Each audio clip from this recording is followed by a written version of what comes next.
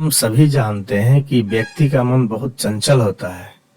यही कारण है कि मन अशांत रहता है और कई तरह के सवालों का जन्म भी अशांत मन के कारण ही होता है।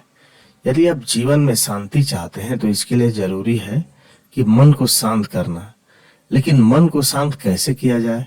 गौतम बुद्ध से जुड़ी इस कहानी के माध्यम से आप जान सकते हैं कि मन को शांत करने का क्या तरीका है। इसमें भगवान गौतम बुद्ध द्वारा मन को शांत करने के आयामों के बारे में बताया गया है। जानते हैं कि इस कहानी के बारे में जिससे आपका जीवन बदल जाएगा। एक बार एक लड़का गौतम बुद्ध के पास जाकर कहता है, मेरे जीवन में बहुत अशांति है, कृपा करके मेरा मार्गदर्शन कीजिए जिससे कि मैं इस अशांति से छुटकारा पा सकूं। गौतम बुद्ध लड़के से जीवन की अशांति का कारण पूछते हैं। लड़का उत्तर देता है, अत्यधिक विचारों के कारण मेरे भीतर बहुत सारे विचार आते हैं जिससे मेरा मन अशांत रहता है।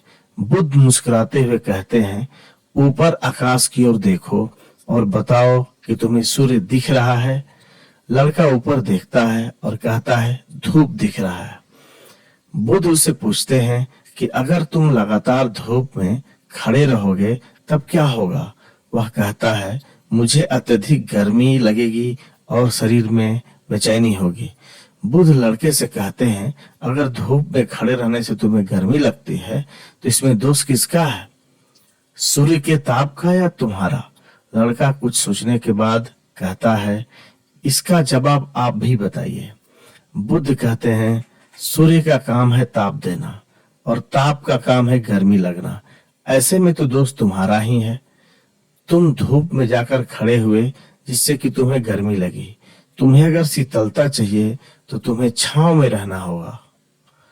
ठीक इसी तरह चंचल मन का भी स्वभाव होता है, विचारों और भावनाओं को जागृत करना। विचार क्षण भर के लिए होते हैं, लेकिन विचार से पैदा हुई भावनाएं देर तक टिकी रहती हैं। लेकिन यह तुम्हें निर्णय लेना है कि तुम्हें विचार और भावनाओं के साथ चलना है या अलग दिशा बनानी है। बुद्ध कहते हैं, मन को शांत करने के लिए तन के आयाम पर काम करना सबसे आसान तरीका है। शरीर के इस स्तर पर हमारी कामेंद्रियां और ज्ञानेंद्रियां हैं। कामेंद्रियां कर्म और ज्ञानेंद्रियां ज्ञान से जुड़ी होती हैं। इससे हम अपनी संवेदनशीलता को बढ़ा सकते हैं, यानी हम जो भी काम करें उसे आनंद के साथ करें।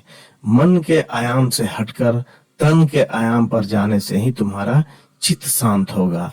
ऐसा करने से तुम मन के आयाम से हटकर शरीर के आयाम पर आ जाओगे।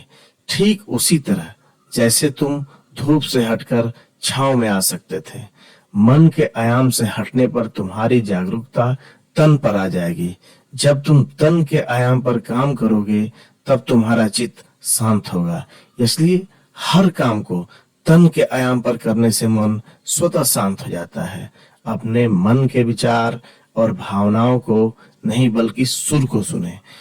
लड़का बुद्ध से कहता है, अपने भीतर के सुर को कैसे सुने?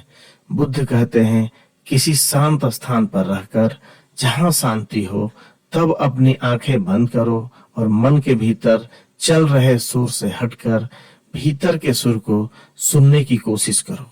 सुर निरंतर चलता रहता है, लेकिन बाहर के सुर के कारण तुम अपने मन के भीतर चल रहे सुर को नहीं सुन पाते हो। जब तुम अपने दोनों कानों को अपने हाथों से बंद कर दोगे तभी मन के सुर को सुन पाओगे। इस तरह तुम मन की अशांति से दूर हो जाओगे और तुम्हारा मन शांत हो जाएगा।